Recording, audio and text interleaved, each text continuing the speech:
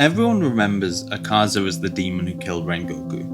And honestly, that's exactly who he is. He's ruthless, he loves fighting, he spends over a century chasing stronger opponents and searching for the next challenge. So when Demon Slayer asks you to take a look deeper into his character, it feels almost impossible.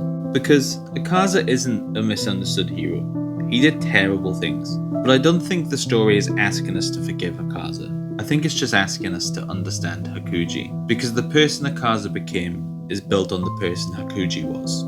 The thing that makes Akaza so interesting is that he's forgotten almost everything. He doesn't remember his father, he doesn't remember Keizo, he doesn't remember Koyuki. He doesn't even remember why he wants strength. But somehow, he still acts like Hakuji. It's like someone humming a song that they don't remember learning. They don't quite remember where it came from, they don't remember why it matters, but somehow, they still know every note. And Akaza is full of them notes. Hakuji always wanted strength, so did Akaza, but the reason behind it couldn't be more different. When Hakuji was a child, his father was sick, medicine was expensive, and when you're poor, the world doesn't often give you many choices. So, Hakuji stole. Not because he wanted anything for himself, because he wanted his father to live. And when his father eventually took his own life, it wasn't because Hakuji saw him as a burden. It was because his father believed he'd become one. But Hakuji never saw him that way. He couldn't understand it. Why would you apologize for being sick? Why would you feel guilty for something you never chose? To Hakuji, his father was never a burden. He was something worth protecting, something worth fighting for. This is who Hakuji was. He didn't look at suffering and see weakness. He looked at suffering and wanted to help. He didn't care if someone couldn't fight for themselves. He cared if they were hurting. Even when he was beaten for stealing money, he didn't care. Because strength to him was never about being above others. Strength was about being able to endure whatever came next. It was about being able to survive punishment, being able to carry people who couldn't carry themselves, being strong enough that when someone needed him, he could be there. Then he meets Keizo, and for the first time in his life, someone gives him something he never thought he could have. Hope. Keizo gives him a home, a purpose, a future, and then there's Koyuki. This is where you truly see who Hakuji is. Because taking care of Koyuki isn't something he sees as sacrifice. It's not something he expects praise for. It's just who he is. His entire life has been about carrying other people's pain. His father, now Koyuki. He doesn't look at someone suffering and think, this person's a burden. He thinks, what can I do to make their life easier? And he stays by her side. He helps her, he takes care of her, and he never ever treats her like someone who's broken. He treats her like someone who has a future. And that's the thing Hakuji never understands about it. Whenever he talks about the future, she cries, and he just doesn't get why. He thinks it's because she's sick, because she knows her body is fragile, because maybe she feels guilty. But that's not why. Hakuji never thinks maybe one day Koyuki will get better. He doesn't even consider that might not happen. In his mind, there is always a future. If she doesn't feel up to something this year, then maybe next year. If she can't walk there, he will carry it. There is always another day, another memory waiting. And that's why the fireworks matter. Because this isn't just some romantic scene. This is Koyuki experiencing something she never believed she would have. A normal life, a normal memory. A moment where she's not defined by her illness. For someone who never thought they would have a future, Hakuji has given her one, without even realizing. And after he's asked to marry her, he doesn't understand why. Why him? Someone who spent his life believing he was a criminal. Someone who only knew how to survive. When he asks her, Koyuki simply explains. He saw a future for her when she couldn't even see one for herself. He gave her hope, and she gave him the same thing. For the first time in his life, he had hope.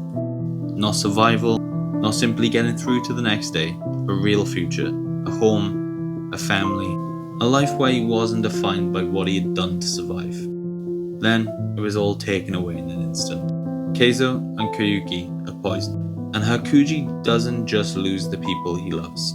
He loses the only shred of hope he's ever experienced. Before then, he'd never believed his life could be something more. They showed him it could, and then it was destroyed. What follows is a crash out unlike anything we've seen, because this isn't just grief, This is someone losing the only future he ever believed was possible. And he walks straight into the dojo next door. And what's terrifying is just that look of calm on his face as he walks in. He doesn't scream, he doesn't rage, he just walks, determined, like someone who's already lost everything. Then he snaps. And for the first time, you see Akaza inside of Hakuji. Not the demon, not the power, the mindset, the rage, the belief that strength is the only answer. And what follows isn't a fight, it's a massacre. He doesn't defeat them, he destroys them. 67 people are killed, because in that moment, there is nothing left except rage. And this is what leads to the birth of Akaza. It's not because Hakuji wanted power, not because he wanted immortality, but because he had nothing left. Before he can be captured, Muzan finds him. And when Hakuji becomes a demon, the one thing that survives is the desire for strength, but the reason behind it disappears. Akaza still wants strength, he just doesn't know why. Hakuji wanted strength so he could always be in a position to help and protect the people he loves. Akaza wants strength because it's the only thing he remembers wanting. The purpose is gone, but the instinct remains. But Hakuji never completely disappeared, even without his memories. His heart remembers. Akaza refuses to eat women. He doesn't know why, he just knows something inside him tells him he shouldn't. His compass needle literally resembles Koyuki's hairpin. His demon markings resemble the tattoos he received as punishment as a human. Even his attacks are named after the fireworks he promised to see with it. His mind forgot, but his soul didn't. Then he fights our boy Tanjiro. And Tanjiro doesn't defeat Akaza. Akaza defeats Akaza. Hakuji defeats Akaza. Tanjiro is just the person who starts the collapse. Because Tanjiro reminds him of Keizo, someone who's incredibly strong, but whose strength exists to protect others.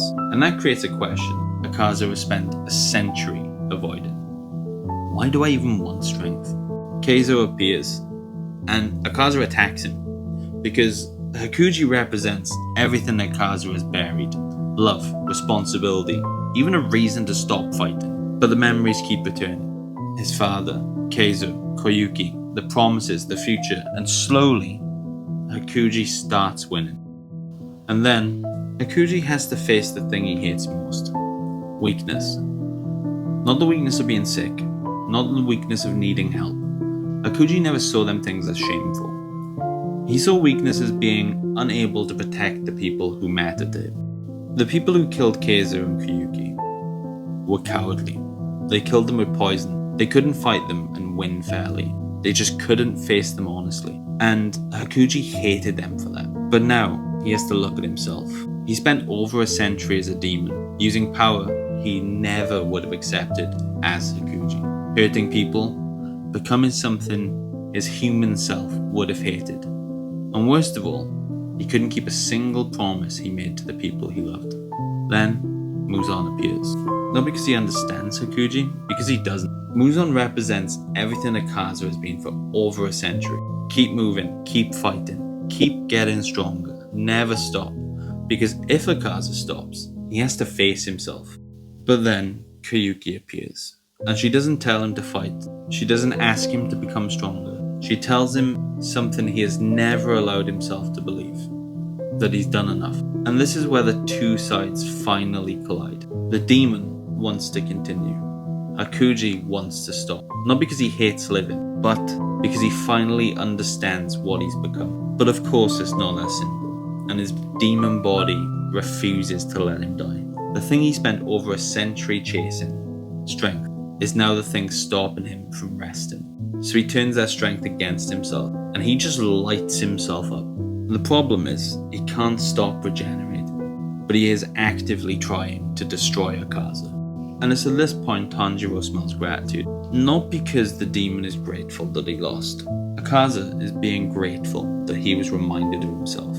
Grateful that he remembered the people he loved. Grateful that after everything, he was finally allowed to stop. Akaza deserved to be stopped, but Hakuji deserved to be understood. Because Demon Slayer isn't asking you to forgive Akaza. What he did can't be undone. The lives he took still matter. Akaza is a monster, but the story gives you a chance to understand how that monster came to exist. With Hakuji, you can empathize.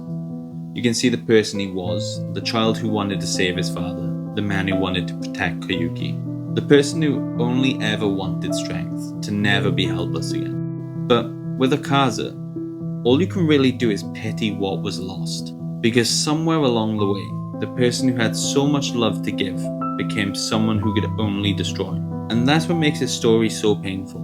Not that a good person became a demon, but that someone whose entire life was built around protecting others became the thing people need protection from. Absolute masterclass in writing. Peak anime bullshit.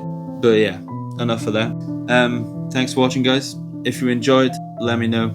I just thought I had to talk about this. I read Demon Slayer a few years back. I've just been waiting for this to be animated, so super hyped to see it. And yeah, I hope you enjoyed the drawing. I had such a good time drawing it. Any feedback or any character recommendations to do next is always welcome, so feel free, drop anything in the comments below. I always appreciate it. And if you're seeing me for the first time on TikTok, join me and my 15 follower army. If you're seeing this on YouTube, drop a subscribe, the like stuff and whatever else. Thanks for watching. I hope you enjoyed. This is just, peak anime nonsense, and I had to talk about it. See you next time.